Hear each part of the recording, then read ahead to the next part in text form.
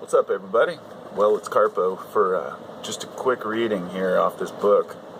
I was flipping through a couple of different books that I have here, and I like to skip to a random page and see if it pertains to something that I'm involved in or thinking about lately, and 90% of the time it does.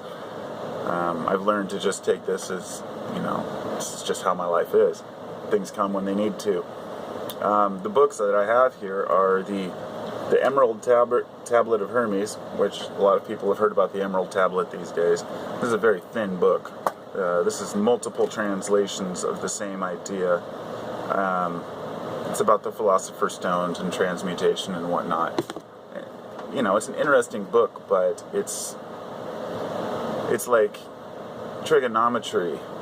You have to get through the rest of the math classes to understand it, and I'm still working on grasping the fullness of it, but I'm starting to get pieces and understand where they were coming from. This book, the Kybalion, it's a phenomenal book, but really I just wanted to read this one page here. It's 2 pages actually. It was the one I flipped to, and after I made a video about free will the other day, this just tied in perfectly with it, and it was so eloquently worded I thought I would share.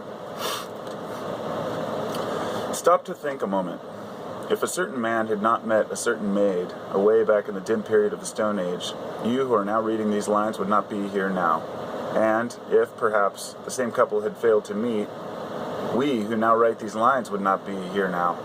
And the very act of writing on our part, and the act of reading on yours, will not only affect the respective lives of yourself and ourselves, but will also have a direct or indirect effect upon many other people now living, and who will live in the ages to come. Every thought we think, every act we perform, has its direct and indirect results which fit into the grand chain of cause and effect. We do not wish to enter into a consideration of free will or determinism in this work for various reasons. Among the many reasons is the principle one that neither side of the controversy is entirely right.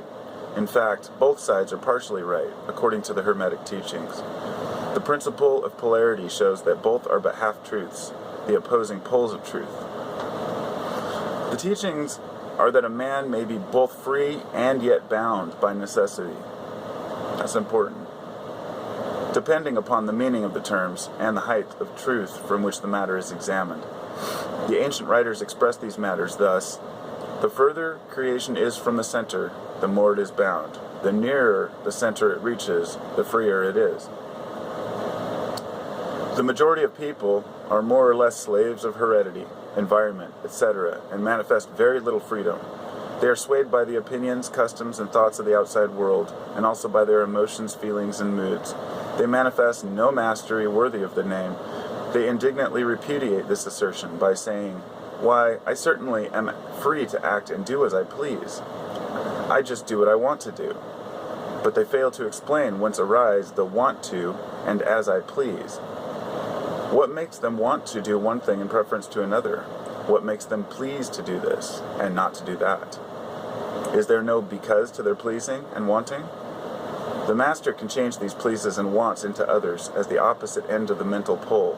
He is able to will, instead of to will because something feeling or mood or emotion or environmental suggestion arouses a tendency or a desire to do so. The majority of people are carried along like falling stone, obedient to the environment, outside influences, and internal moods, desires, etc., not to speak of the desires and wills of others stronger than themselves, heredity, environment, and suggestion, carrying them along without resistance on their part, or the exercise of the will. Moved like the pawns on the checkerboard of life, they play their parts and are laid aside after the game is over. But the masters, knowing the rules of the game, rise above the plane of material life, and placing themselves in touch with the higher powers of their nature, dominate their own moods, characters, qualities, and polarity, as well as the environmental surrounding them, and thus become movers in the game instead of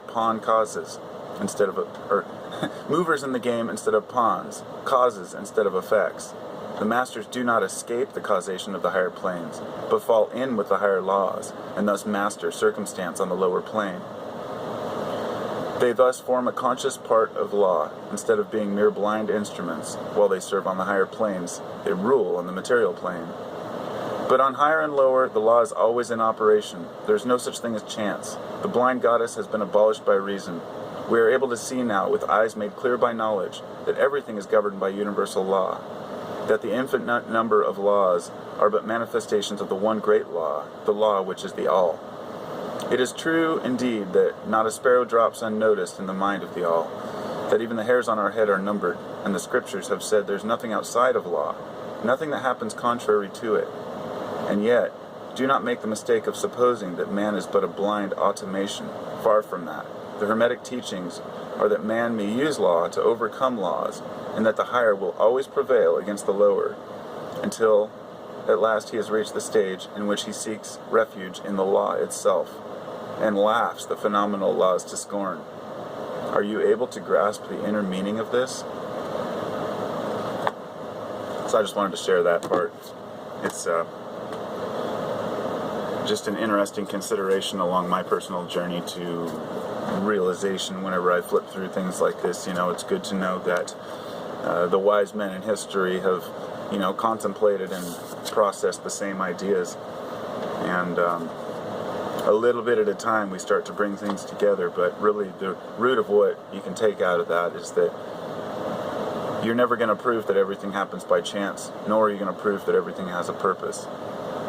You have the choice to get your hands dirty and be part of the creation, if that makes sense. Instead of being a pawn, you need to be a master of your domain. This doesn't mean that you have to be utterly, genius or know everything about everything. It really, you have to know very little about some of the more mundane things in life. You just have to understand what it means to be alive to you. And at the same time, observing around you how others respond to that. Because it's one of the most crucial points to make is that if a person is declaring that they're living within natural law and they're living properly and that their life is, the way that nature intended it, yet they're not relating to any of their fellow man, or they're standing alone and separate from the whole, it's kind of a catch there, because there's really, unless you can incorporate and integrate yourself into the society, then you're merely working by yourself with no real understanding of what others are trying to attain. And I think that that's important. We have to understand what others want to attain. And there is that question of, I can do what I want because, but why do you want to do it? And those are questions I've been asking myself for a long time. And if I decide I want to do something, what is my motivation for that? What are my deeper reasons for it?